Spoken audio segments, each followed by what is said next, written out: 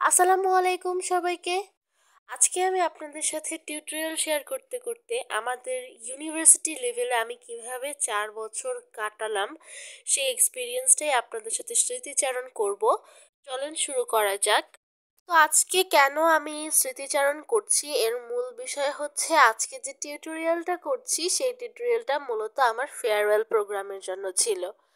আমরা যারা মেহেদি দিতে পারি তারা সবাই কিন্তু স্পেশাল ওকেশনগুলোতে অবশ্যই মেহেদি লাগিয়ে থাকি। মূল কথা বলতে গেলে আমরা মেহেদি লাগানোর কোনো সুযোগ হাত ছাড়া তো একদমই করতে চাই না। তো যাই হোক, আজকে আমি আপনাদের সাথে এই কারণেই আমার ইউনিভার্সিটি লেভেলের জার্নিটা শেয়ার করব। তো আমার ভার্সিটি লেভেলের লাইফের যে ঘটনাটা সেটা বলার আগে, স্মৃতিচারণ করার আগে আমি একটু আপনাদেরকে ভর্তির সময়টার কথা বলি। আমার কখনোই কোনো কনফিডেন্স ছিল না যে আমি পাবলিক ইউনিভার্সিটিতে চান্স পাবো, কারণ সবার থেকেই শুনেছিলাম যে পাবলিক ইউনিভার্সিটিতে চান্স পেতে হলে অনেক কষ্ট করতে হয়, প্রচুর প্রতিযোগিতা হয়। এইখানে সবচেয়ে বেশি অবদান রেখেছে আমার আম্মু। উনি আমাকে যথেষ্ট পরিমাণের অনুপ্রেরণা দিয়েছেন। শুধুমাত্র আমার পড়াশোনার ক্ষেত্রে না, জীবনের যে কোনো স্তরে উনি আমার সবসময় পাশে ছিলেন। উনি আমাকে ইন্সপাইরেশন দেওয়ার কারণেই আমি আজকে এই পর্যায়ে। তো সেইখানে আমার আম্মু আমাকে বলে যে তুমি চেষ্টা করে দেখো, হলে হতেও পারে। তারপর আমি চেষ্টা করার পর আমার একটা পাবলিক ইউনিভার্সিটিতে চান্স হয় এবং আমি সেখানেই পড়াশোনা করি। অনেক বাধার সম্মুখীন হতে হয়, যেহেতু এটা হচ্ছে বাংলাদেশের 7 কলেজের অন্তর্ভুক্ত। তাই অনেকেই অনেক নেগেটিভ কথা, অনেক পজিটিভ কথা, অনেক কিছু বলেছে, যেগুলো আমি কখনো কানে দেইনি। কিন্তু মজার একটা বিষয় আপনাদের সাথে আমি শেয়ার করতে চাই, সেটা হচ্ছে আমি কিন্তু কখনোই জানতাম না যে আমি আপনাদের সাথে কন্টেন্ট শেয়ার করব কিংবা পাবলিক প্ল্যাটফর্মে আমার কোনো একটা জায়গা হবে। তো এই জিনিসটা আমি যখন শুরু করি তখন আমি ইউনিভার্সিটিতে পড়ি। তো তখন থেকেই আমার মনের মধ্যে আমার আম্মুর অনুপ্রেরণায় আমি হচ্ছে মেহেদি দেওয়ার যে বিষয়গুলোটা সেটা আমরা সোশ্যাল মিডিয়া প্ল্যাটফর্মগুলোতে ছাড়া শুরু করি। সেইখান থেকেই আমার এই পথযাত্রা। আর আরেকটা বিষয়ে মাঝখানে একটু বলি, আমার প্রচণ্ড পরিমাণে ঠান্ডা লেগেছে। তো সবাই একটু ইগনোর করবেন আমার ভয়েসটাকে। আমার আব্বু জীবিত থাকা অবস্থায় সবসময় একটা কথা বলতেন, ভাবিয়া করিও কাজ, করিয়া ভাবিও না। জীবনের হিসাব আমি কখনোই মেলাতে যাইনি। অপ্রাপ্তির বিষয়গুলোটা যখন মাথায় আসে তখন অনেক বেশি খারাপ লাগা কাজ করে বলেই ইদানিং আমি অপ্রাপ্তিগুলোকে এড়িয়ে চলতেই চেষ্টা করছি। এইভাবেই আমার 4 বছরের পথ চলা এখন শেষের দিকে। গুটি কয়েকদিন বাদেই আমাদের পরীক্ষা। যাই হোক, স্কুল লাইফের কথা আমার এখনো মনে পড়ে, যখন ফেয়ারওয়েল বলতে ঠিক কিছু বুঝতাম না, তবে এটা জানতাম যে আমার যে 10 বছরের বন্ধুত্ব সেই হয়তোবা সেটা সমাপ্তি হয়ে যাবে।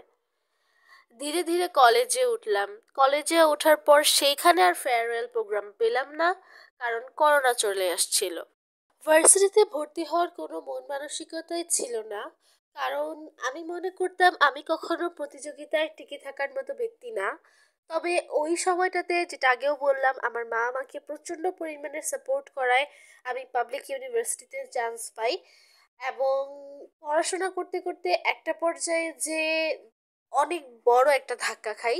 তো এইটা ঘটনাটা ছিল তৃতীয় বর্ষের, অর্থাৎ গত বছরের ঘটনা। তখন আমি আবারও চিন্তা করি, ডিসিশন নেই যে আমি পড়াশোনা আর চলমান রাখবো না।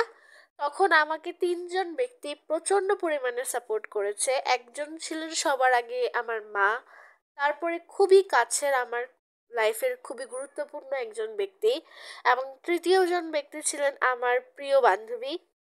এই 3জন মানুষের কারণে আমি আমার পড়াশোনাটা পুনরায় চলমান করি। সত্যি কথা বলতে গেলে আমি যখন আবারও চলমান করা শুরু করি পড়াশোনা, তখন আমার অনিচ্ছাটাই বেশি ছিল। তবে যখন দেখতে পারলাম যে আমাকে নিয়ে মানুষের এক্সপেকটেশন অনেক বেশি, বিশেষ করে আমার মার, তখন আমি চিন্তা করলাম যে না, আমাকে রেজাল্ট একটা ভালো করতে হবে। আলহামদুলিল্লাহ আমার রেজাল্ট ভালো হয়েছে। তো সেই গণ্ডি পেরিয়ে যখন আমরা 4th ইয়ারে উঠলাম তখন অনেক ক্রাইটেরিয়া পার হয়ে আজকে আমাদের ফেয়ারওয়েল। এই ফেয়ারওয়েলে আমি যাদের সাথে দেখা হয়েছে, যাদের সাথে আমার খুব আগে থেকে পরিচয় ছিল, সবার সাথে খুব ভালো একটা সময় কেটেছে। আজকে এই মেহেদি দিতে দিতে আপনাদের সাথে আমি আমার এই জার্নিটাই শেয়ার করলাম। জানি না আল্লাহ পাক আমাদের জন্য কোন পথ বেছে রেখেছেন, কিন্তু আমরা যারা বর্তমানে অনার্সে পড়াশোনা করছি, কে কোথায় চলে যাব, কার কোথায় যাওয়া হবে, আমাদের সেই সম্পর্কে তো কোনো ধারণাই নেই। তো সেই ক্ষেত্রে আমার মনে হচ্ছে কালকের দিনটা আমার জন্য সত্যি সত্যি অনেক মূল্যবান একটা দিন ছিল, যেটা হয়তোবা আমি আমার এই ভিডিওতে বলে বা যে কোনো জায়গায় বলে প্রকাশ করার মতো না। তবে আমি একটা কথা সবসময় বলবো, আমার পরিচিত, আমার বান্ধবী, আমার ক্লাসমেট, যে যেখানেই যাক না কেন, আল্লাহ যাতে সবাইকেই ভালো রাখেন। তো সবশেষে এটাই বলবো, আসছে আমার পরীক্ষা, ফোর্থ ইয়ার ফাইনাল, সবাই আমার জন্য অনেক অনেক দোয়া করবেন। আমাদের ভিডিওটা আপনাদের ভালো লেগে থাকলে অবশ্যই আমাদের পেজটা ফলো করে দিবেন, এবং ইউটিউব থেকে দেখে থাকলে অবশ্যই আমাদের চ্যানেলটা সাবস্ক্রাইব করে দিবেন। সবাই ভালো থাকবেন, সুস্থ থাকবেন। আল্লাহ হাফেজ, আসসালামু আলাইকুম।